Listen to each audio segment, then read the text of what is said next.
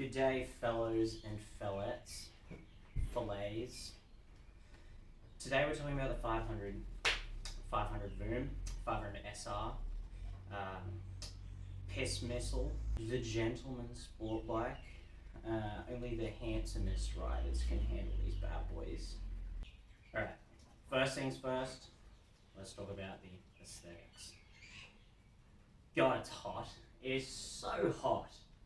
It makes my manhood feel things. It makes me tingle like nothing ever has. Look at it. Just look at it.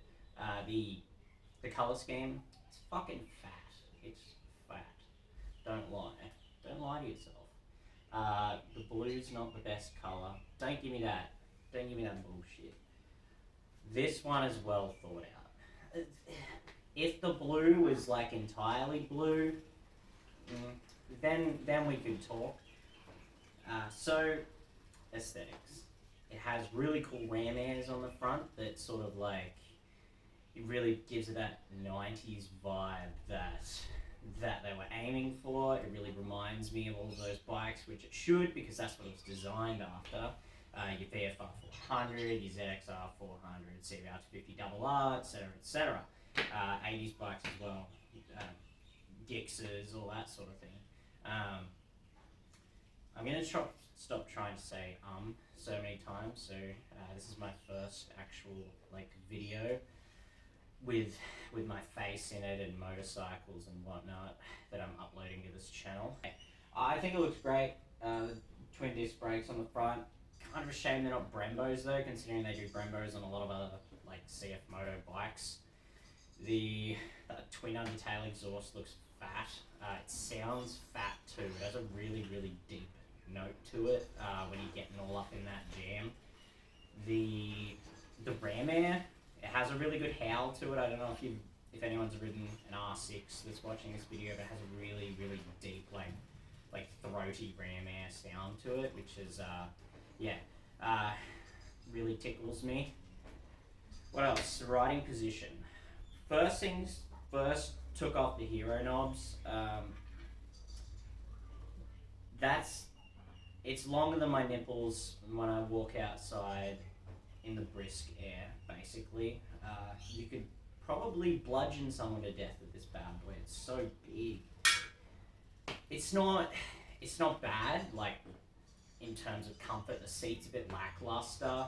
It's more so like a padded plank, sort of like this chair I'm sitting on.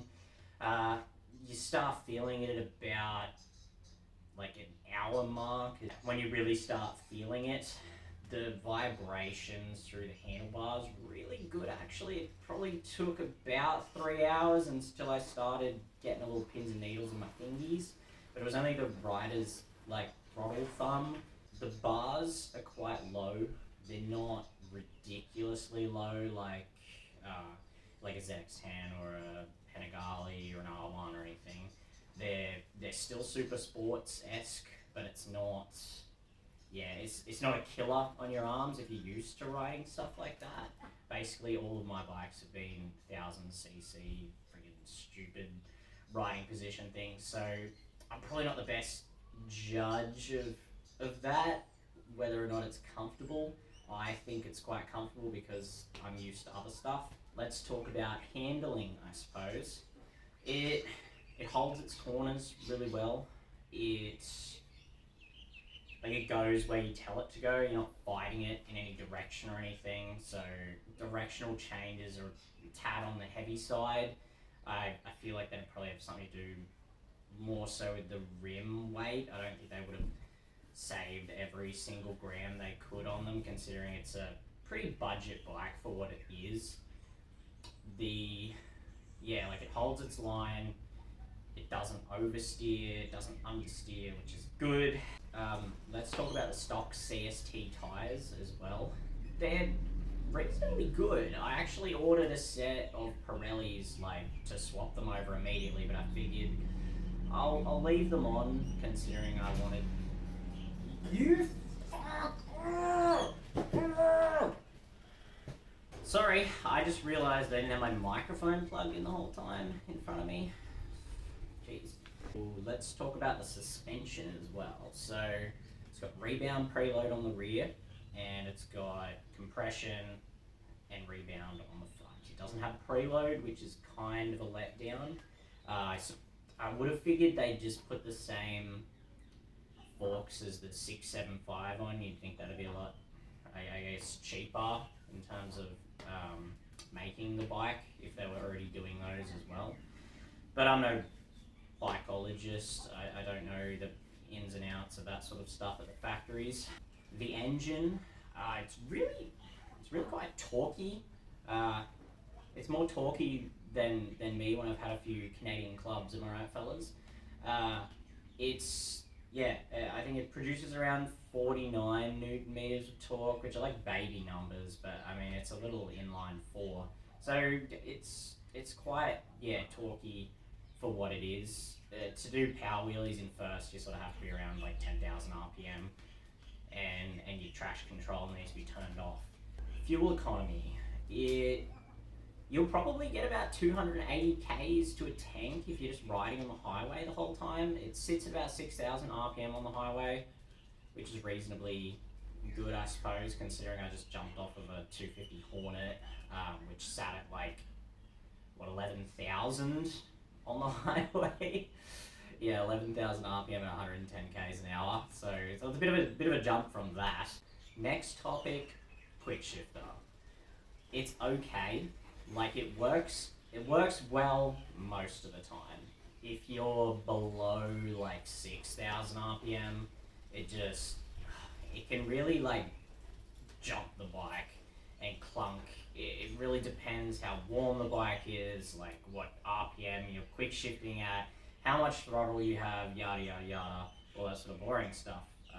In comparison to say my Panigale, you can just shift whenever the hell you want really, and it will just shift, and it won't ruin your composure or anything. So it's only quick shift up. It's not auto blip, which is sad. Which means no cruise control. Which, I mean, again, it's a budget bike. Yeah, it doesn't need all of that fancy stuff. Quit being a sissy. First world problems. Yada yada. Let's talk about the old mirrors. Mirrors are pretty good. There's like no vibrations in them. You can see like everywhere. They have this neat little function where you can like if you hit something, it'll move forward and it goes back as well.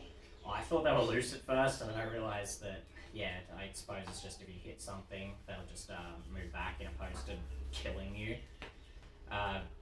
Great vibrations, like nothing to it. You can see everywhere. I would have liked conventional mirrors on it, like all of your old 90s bikes, but I mean, they already have those produced.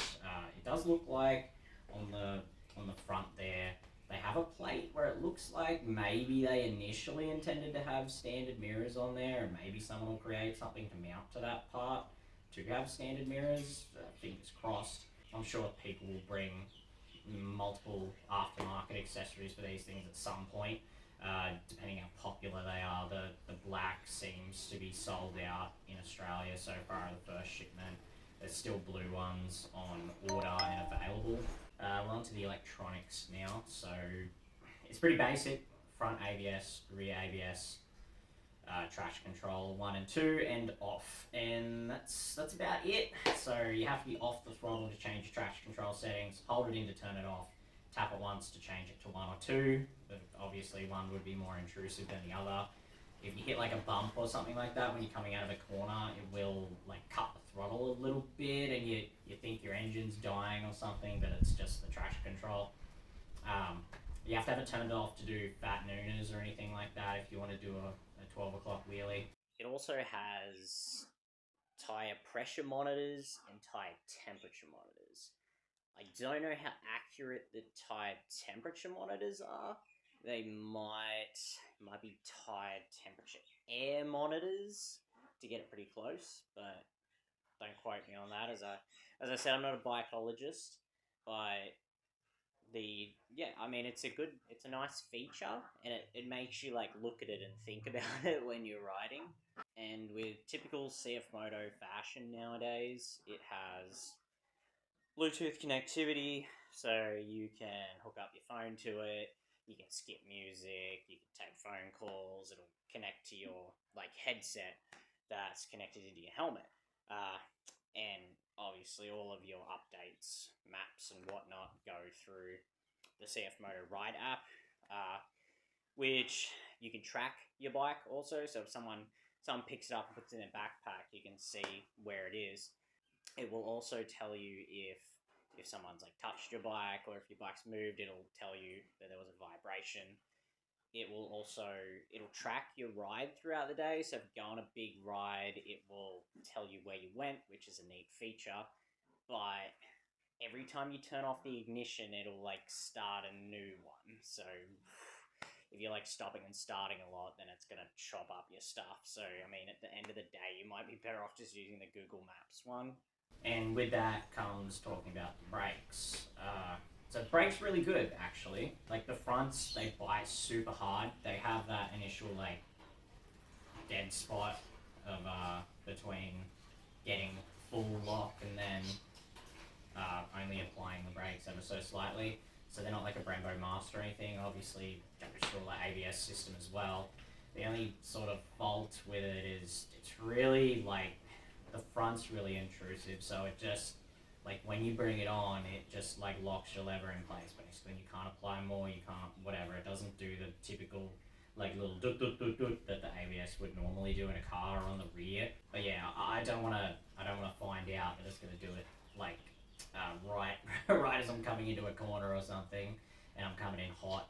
I've only got it to do it when the tires are cold. Basically, I didn't get it any yesterday. Even when I gave it a fistful of brakes, I still didn't get to come on. But if you've seen the 44 Teeth review of the 675 on the track, they were getting it on all the time.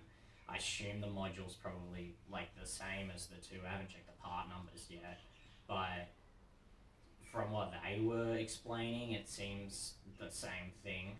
Next, we talk about the old exhaust.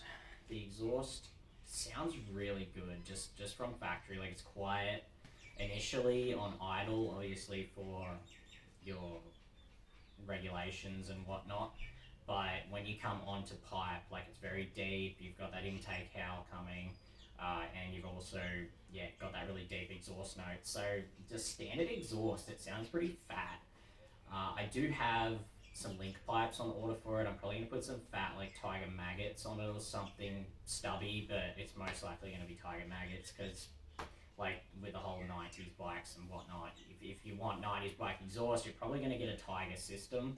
So I think Tiger maggots would look really good on it. So yeah, stay in touch for that one. Okay, so I've got a little pros and cons list for it.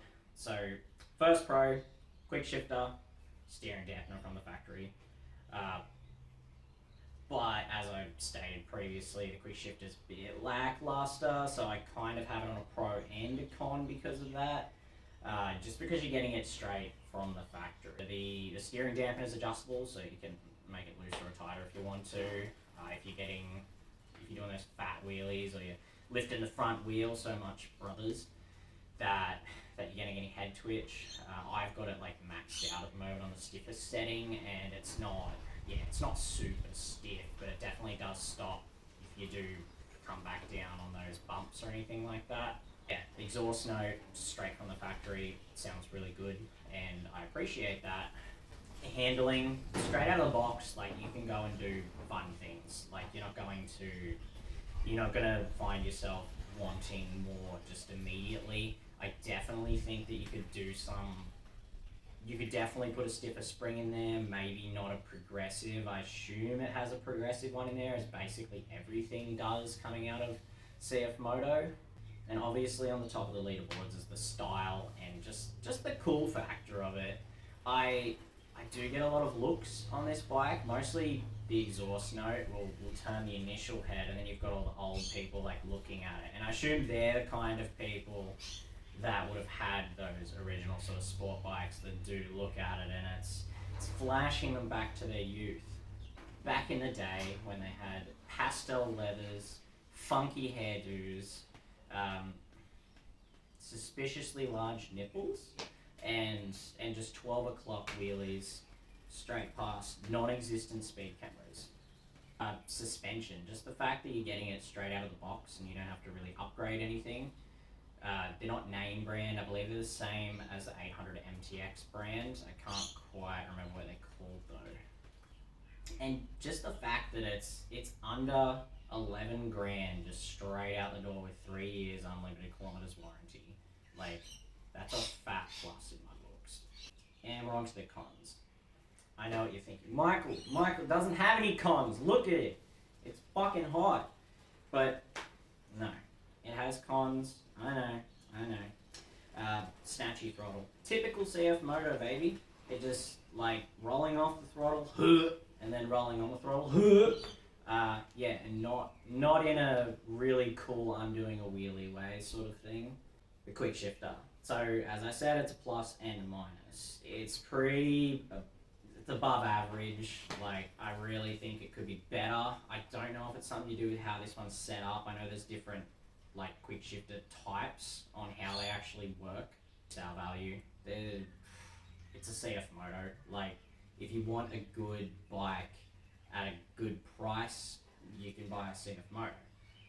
If you want to resell it, you can't, because you can just go and buy a good bike at a good price at the dealer and get it in like a week if they don't have one on the floor. The lack of preload adjustment. Fellas, just put preload on there. And the old progressive spring, because it's a bit soft. It's a bit soft, baby. So now I'll put you over to an actual video of me riding said motorcycle. Alrighty. Back on the mountain, going downhill this time. Tyres are not very warm at the moment though. Ooh. So you can get the rear ABS to come on very easily. But it's not as intrusive as the front.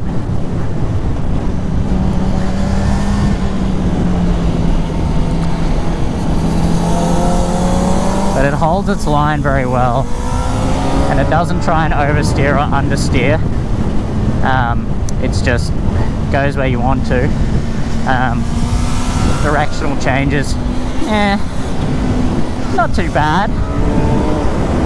Not ridiculously easy like a 400 or a 250, obviously. The 190 kilo bike,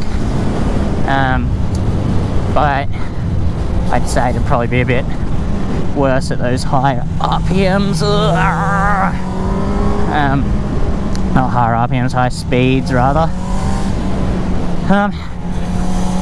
So I was saying, the quick shift is can be a bit janky. It was pretty good then. Like 80% of the time, it's fine at high RPMs, but if you're just cruising around town, you can definitely get it to jerk the bike, which is a bit unsettling if you're mid-corner. But again, that's only if you seem to be at like lowish RPMs, because it revs to 16, so yeah, it tends to be pretty like jerky at like 6,000, sort of below that. I don't know if it'll, like, that was smooth then, that was perfectly fine. Traffic, fucking traffic. Yeah, get my visor up, I'm fogging up. In terms of like your forks, so I've got my fucking prick. I've got my rebound.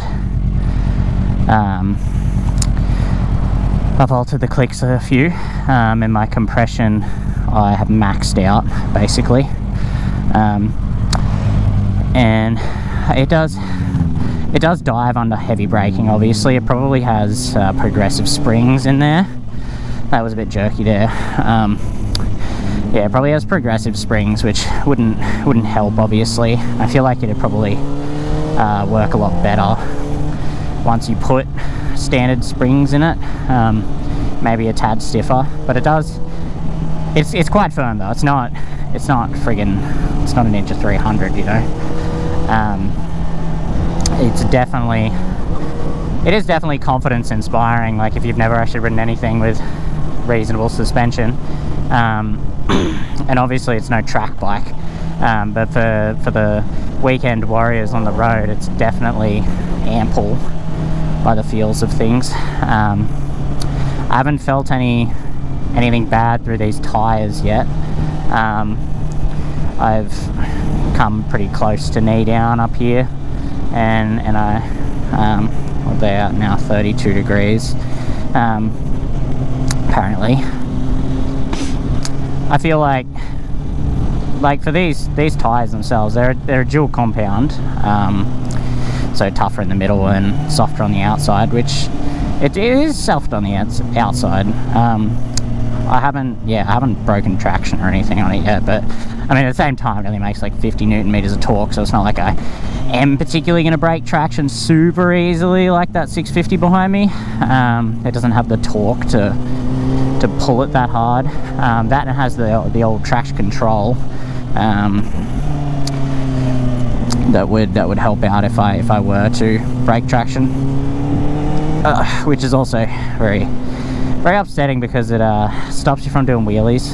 It's not like it's a wheelie machine or anything, but you know I don't want to press the dang button. I want to turn that bad boy off every time I want to do a little fat boy. First world problems, I suppose. Like, but bang for the buck, like it's really fucking cool. It is really cool, and I know it's not in the learner approved market, but it's not marketed at learners. It's not marketed at people that want a 1000cc super sport bike. It's like it's marketed at those people that when they were little itty bitty tykes that they had a CBR 400, a VFR 400, an RBF 400, something like that, a small bore inline 4, and I think it definitely competes with the ZX4. My brother rode this the other day and he said this definitely has more mid-range than the ZX4. Obviously it's slightly bigger engine. I don't know, like I will ride the ZX4 at some point so I can get a bit of a grasp on how that little fella handles. I think it'll feel more refined, but this is very refined. Not so much in terms of like throttle and everything, but build quality, it's very, very nice. Fucking hoon!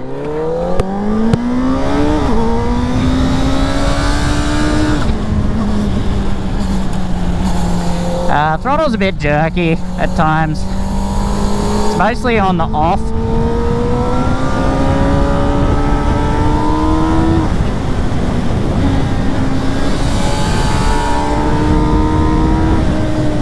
Definitely doesn't have the torque of the Ninja 650.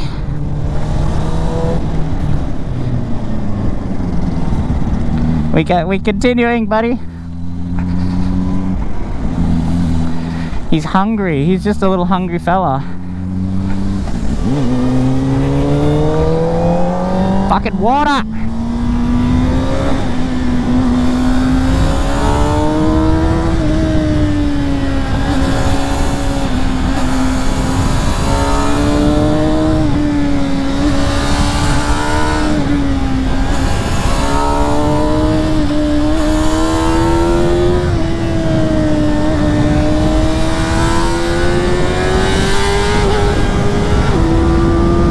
That shift.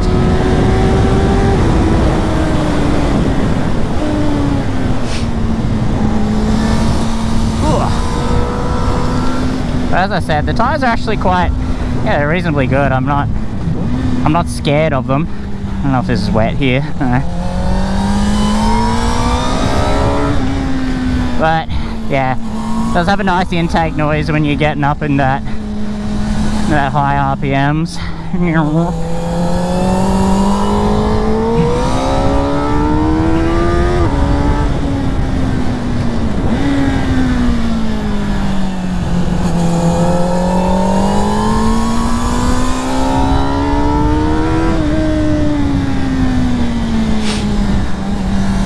Certainly didn't wear the right gear for this.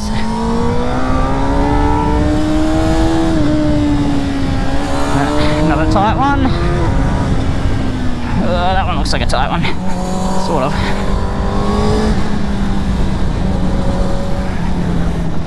Prado.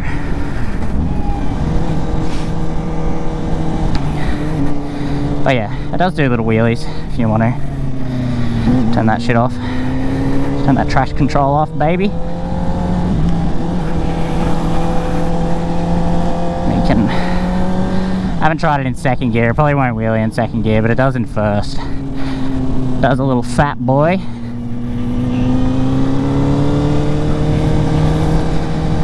Well, I hope this video gave you somewhat of a learning experience about the 500 SR Voom. I enjoyed making the video, but this is like my first sort of video, so it's apologies on my microphone working and then not working, technical issues with my charging port that it plugs in with. But yeah, I mean, that's everything for today's video, and thanks for watching, fellas and fellettes.